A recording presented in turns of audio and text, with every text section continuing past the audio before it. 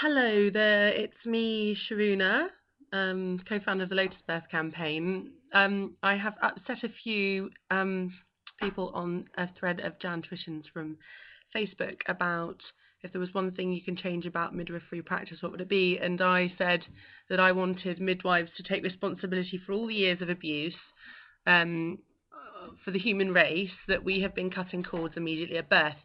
I in no way meant that that was about all midwives, especially ones who practice delayed cord clamping. I'm just talking about midwives who have a routine that they follow, which is cut cords early and use Pitocin drugs and cut cords and use the cord to pull the placenta out. All those things. That's what I'm upset about, and I think that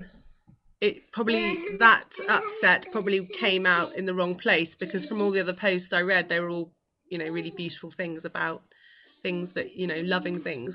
But I think that's something that I do want to change, and I'd love to see the people that have read that to understand that that's something that I'm trying to change by doing the LotusBirth campaign. The LotusBirth campaign isn't about everybody has to have a LotusBirth, or it's about respecting that part of birth, and it keeps that mother-baby bond there. The longer the cord's intact, the better. So I feel quite bad about what I've said in that space, and I think I've had two responses, personal responses, about how midwives feel about that, because of the way that they practice obviously isn't like that. So they're sort of defending their patch, quite right too.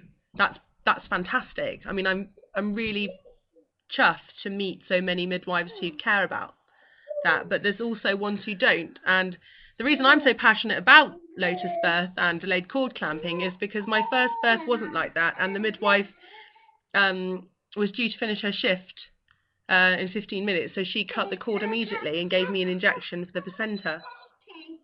So I'm just doing a little video for some people on Facebook. Okay? So you go and play with your toy, and I'll be with you in a minute. So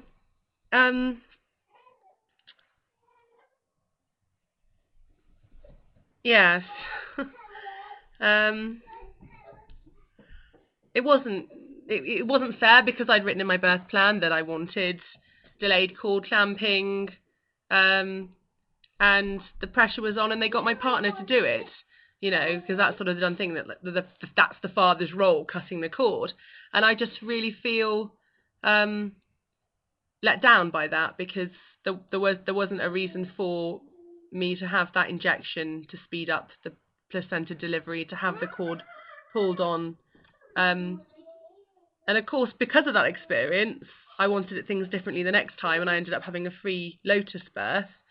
But considering in my soul, I knew the first time round what I wanted, and wasn't allowed that. And I think if I were to change one thing in midwifery practice, would that be midwives or midwives, would be that they acknowledge that free birth is legal, and that also should be an option given. And whether parents want this or not, whether parents want delayed cord clamping, of course it's up to them. So that's, midwives can't make people have a delayed cord clamping or whatever if that's not what they want. I totally understand that. What I'm hoping is that women can be informed that they are allowed to do these things if they want them. And I never knew that, that I could have had a free birth the first time round and done it all my own way. I didn't know that, and if I'd known that, I would have done that, because I was waiting at home for a midwife to come, for her to give me permission to birth. I wanted to be told, you can do it now, you can birth now. I was ready to birth, and the midwife came, and she violated my space and turned the lights on. I had candles going, a fire burning, and she made some strong coffee, and that disrupted the aroma in the room, and I felt really uncomfortable. And she told me to strip down naked, even though I was wearing a see-through nightgown, and straight for checking the cervix, and made me feel really uncomfortable, and the labour stopped. So she said, well, nothing's happening now. I'm going to go. Give the maternity hospital a call when you're ready. So I did that. It progressed again as soon as she was gone. About an hour later, we phoned, and they sent the same midwife. And I didn't let her into my home because she'd violated my space once, and I wasn't about to let that happen again.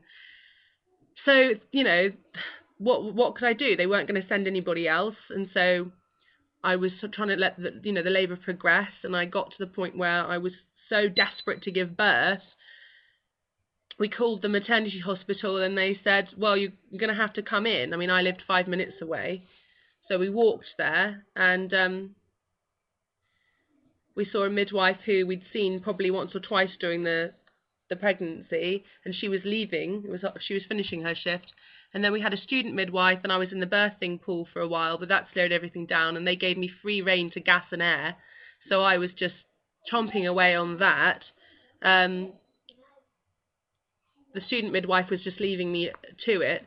And then this other midwife came into the room and said, right, you're going to have this baby now, because otherwise you're going to get transferred to Gloucester Royal Hospital, where we were living, which is like 25-minute drive away, and we didn't drive at the time, so my partner wouldn't have been able to come in the ambulance. They put all this pressure on us to have the baby right now. So I got out the pool, and I said, I was quite scared by then because I'd been put under all this pressure. And so the midwife said, well, you've got to, have the baby now. So I pushed my baby out, and I tore, and because I was bleeding, the midwife said, oh, you're hemorrhaging, so we're going to need to give you the injection and everything like that.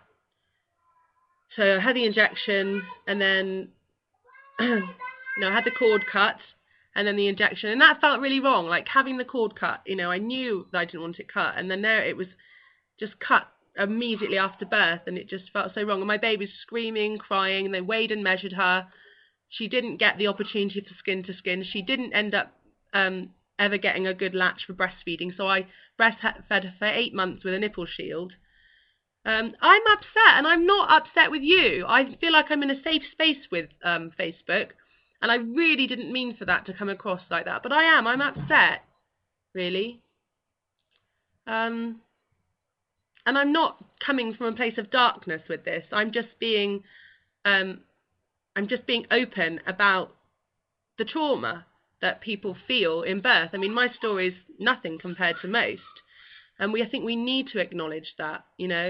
We do want things to be more special and heartfelt and nurturing for mothers and babies and families, but we can't do that unless we acknowledge what's happening, what's going wrong.